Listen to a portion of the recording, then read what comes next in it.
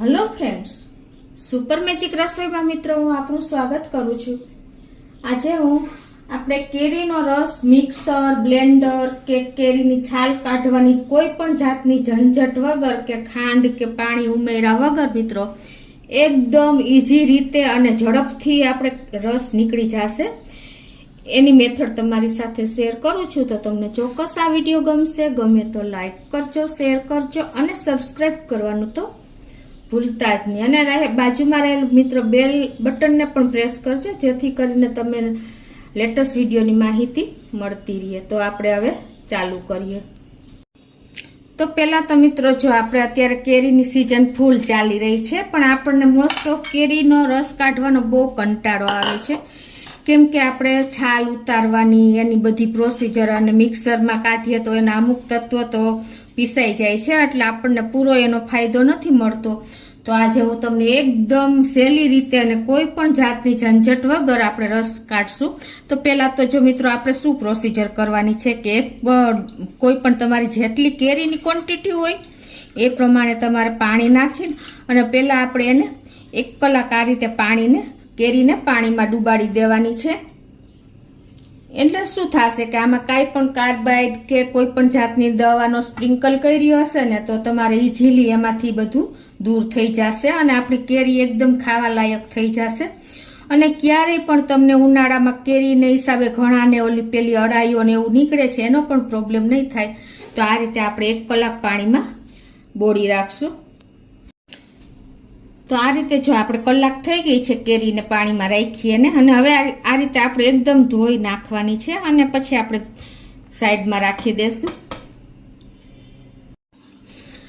તો હવે આપણે કેરીને આ રીતે ધોયા પછી એનું ડંઠલ દૂર કરી અને કાંઈ પણ નથી કરવાનું, ખાલી આપણે આ રીતે જો 2 પાર્ટમાં જ એને કટ કરી લેશું।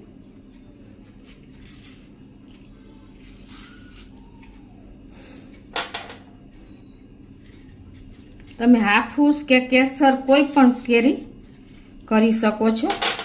આ રીતે એને 2 મોટા પાર્ટ નીકળ્યા અને 2 નાના પાર્ટ અને ગોટલું એટલું આપણે એકદમ ઈઝીલી કટ કરી શકીએ છીએ કોઈ પણ જાતની ઝંઝટ વગર।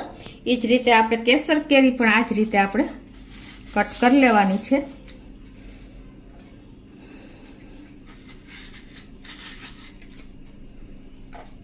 ઓલું આપણે છાલ ઉતારીએ છીએ પછી એના પીસ કરીએ છીએ, પાછું મિક્સર કે બ્લેન્ડર મારવાનું અને એનો રસનો ટેસ્ટ પણ બદલી જાય છે। પણ તમે જો આ મેથડથી કરશો ને તો તમારે ક્યારેય પ્રોબ્લેમ નહીં આવે। હવે આ રીતે જો આપણે 2 પાર્ટમાં જ કેરીને કટ કરી છે। હવે તમારી પાસે કોઈ જે ગયણો હોય આ રીતનો કે આપણે જારો હોય કંઈ પણ લઈ લેવાનું છે। આ રીતનો ગયણો હશે ને તો પણ ચાલશે અને આવો જારો હશે તો પણ ચાલશે। આ હશે રોટલીનો લોટ ચાળવાનો તો પણ ચાલશે। હવે તમારે કાંઈ નથી કરવાનું, ખાલી આ રીતે જુઓ તમારે રાખીને અને એને આ રીતે ઘસી નાખવાની છે। કોઈ ટાઈમ જ નથી લાગતો મિત્રો અને તમારે કોઈ ઝંઝટ પણ નથી રહેતી। ઇઝીલી તમે આ રીતે જુઓ કટ કરી શકો છો। જુઓ મિત્રો છોટલાની ગ્રીન છાલ પણ દેખાઈ જાય છે, એટલું સરસ ઈઝીલી કાંઈ ટાઈમ લાગ્યો, કોઈ ટાઈમ નહીં લાગે। અને એ રીતે તમે ગોટલો આપણે જે ગોટલો હોય ને એને પણ તમે આ રીતે આમ ઘસી શકો છો। એમાં પણ તમારે કોઈ આપણે ચપ્પુ લગાવીએ છીએ તો ઘણી વખત આપણે લપસી જાય છે, પણ આમાં તમારે બહુ ઈઝી પડશે। આ રીતે જુઓ મિત્રો ગોટલો પણ ક્લીન જ થઈ ગયો, જોયો તમને ખ્યાલ આવી જતો હશે। અને હજી તમને બીજી મેથડ પણ બતાવી દઉં। તો આ રીતે જુઓ આપણે એકદમ રસ ઈઝીલી ગયણામાં પણ નીકળી જાય છે। અને બીજી મેથડ પણ તમને બતાવી દઉં મિત્રો, જુઓ કેટલો રસ નીકળી ગયો એક કેરીનો છે ને, તમને ખ્યાલ આવી જતો હશે। એકદમ જુઓ આપણે ગાળવાની પણ જરૂર ન પડે ને એવો આપણો રસ તૈયાર થાય છે। જુઓ છે ને મિત્રો એકદમ લીસો જેને ભાવતો હોય ને એ આ રીતે પણ કાઢી શકે છે। અને હવે તમને બીજી મેથડ પણ બતાવું, એમાં તમારે જો આવી રીતે કોઈ પણ તમારે ખમણી હોય ને ગ્રેટર નાનું હોલ હોય ને એવી તમારે લેવાની અને પછી તમારે આ રીતે રાખી અને ઈઝીલી એ પણ તમે રસ કાઢી શકો છો। આવી રીતે જો આમાં પણ તમારે કોઈ ટાઈમ નહીં લાગે। ગમે એટલી કિલોના કિલો કેરી હશે ને તો પણ તમે રસ ઇઝીલી કાઢી શકશો. અને આમાં શું થશે મિત્રો કે આ હોલવાળી હોય છે ને એટલે આમાં તમારે થોડુંક કેરીના ફાઈબર પણ એટલે કે રેસા જશે. જો આમાં તો સાવ ટાઈમ ન લાગે, તમને કદાચ એવું લાગે ને તો જો આ રેસા જશે ને એટલે એના ફાઈબર આપણે કેરીમાં જળવાઈ રહેશે અને રસ એકદમ મીઠો લાગશે. જો કોઈ ટાઈમ નથી લાગતો મિત્રો. ગમે એટલા કોઈ ગેસ્ટ ઓચિંતાના આવી ગયા હોય કે તમારે કોઈ આપણને હેલ્પ કરવા વાળું ન હોય ને તો પણ તમે આ રસ ઇઝીલી કાઢી શકો છો. છે ને મિત્રો એકદમ સહેલી મેથડ. જો ગ્રીન છોતલા પણ દેખાઈ જાય છે. જો આમાં પણ તમને ખ્યાલ આવી જતો હશે. અને ગોટલું પણ તમે એ જ રીતે આ રીતે ઘસી નાખવાનું છે હળવા હાથે, એટલે એમાં પણ તમારે જે રેસા રસ હશે ને એ નીકળી જશે.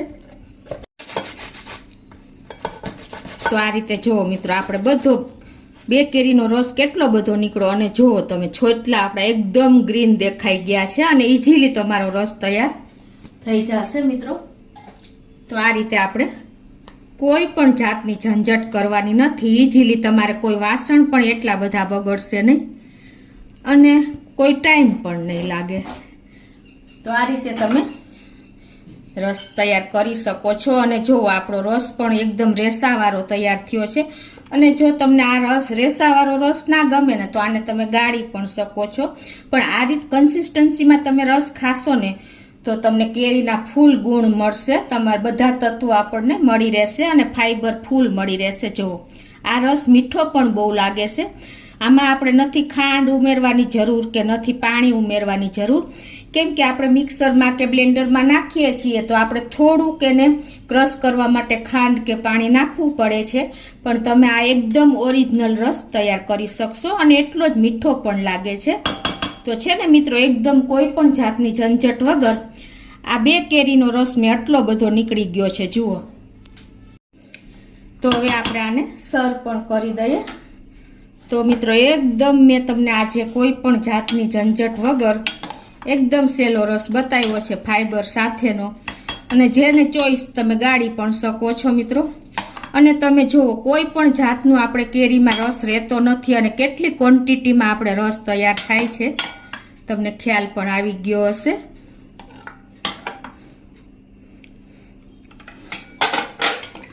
ઇઝીલી તમે 3 થી 4 મેમ્બરને સર્વ કરી શકો છો. તો મિત્રો તમને ચોક્કસ આ કેરીના રસની એકદમ ઈઝી મેથડ બ્લેન્ડર મિક્સર કે કોઈ પણ જાતના છાલ ઉતારવાની ઝંઝટ કે ખાંડ કે પાણી વગરનો ઓરિજિનલ ફાઈબર સાથેનો એકદમ મીઠો રસ કાઢવાની મેથડ શેર કરી છે મિત્રો. તો તમને ચોક્કસ મારો વિડીયો ગમશે. ગમે તો લાઈક કરજો, શેર કરજો અને સબસ્ક્રાઈબ કરવાનું તો ભૂલતા જ નહીં.